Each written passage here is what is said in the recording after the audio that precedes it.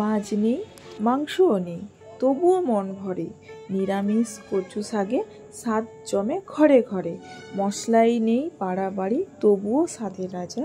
ছোলার সঙ্গে শাকটা মেশে সুখে ভরে মনোমাজা। কচু শাক মানেই গ্রাম বাংলার একটি গন্ধ, একখানা চিরপরিচিত সবুজ। এই সেই ধরনের পদ যা মায়েদের রান্নাঘরে রোজকার ভাতের থালায় নীরবে জায়গা করে নেয়। এই রেসিপি না শুধু সহজ, বরং শরীরের পক্ষেও খুব উপকারী। তাই আজ রইল নিরামিষ কচু দাঁড়ার ঘন্ট। প্রথমে কয়েকটা কচু দাঁড়াকে জল দিয়ে ভালো করে ধুয়ে নিয়ে ছাল ছাড়িয়ে টুকরো টুকরো করে কেটে নিলাম। কাটার পর আবারও একবার জল দিয়ে ভালো করে ধুয়ে নিলাম। এখন ওভেন অন করে একটা কড়াই বসিয়ে কিছুটা পরিমাণে জল দিলাম।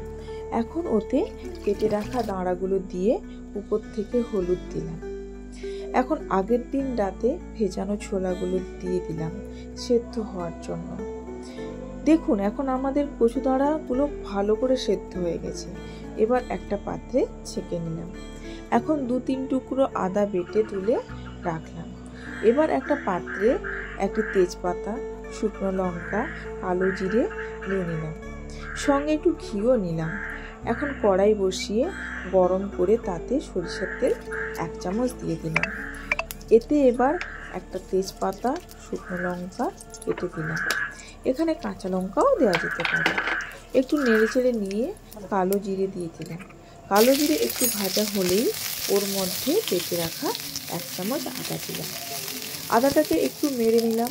আদার কাঁচা গন্ধ চলে গেলেই সিদ্ধ করে রাখা কচুর দাঁড়াগুলো দিয়ে দিলাম। এবার একটু নুন দিয়ে ঢাকা দিলাম। আর একটু নরম হয়ে আসলেই উপর থেকে 1 চামচ চিনি দিয়ে দিলাম। আপনারা আপনাদের স্বাদ অনুযায়ী চিনি দিতে পারেন। আর একটু জল শুকনো হলেই উপর থেকে ঘি দিয়ে একটু নেড়ে চেড়ে নেব। এবার একটা প্লেটে নামিয়ে নেব। উপর থেকে গার্নিশ করার জন্য কাঁচা লঙ্কা দিয়ে দেব।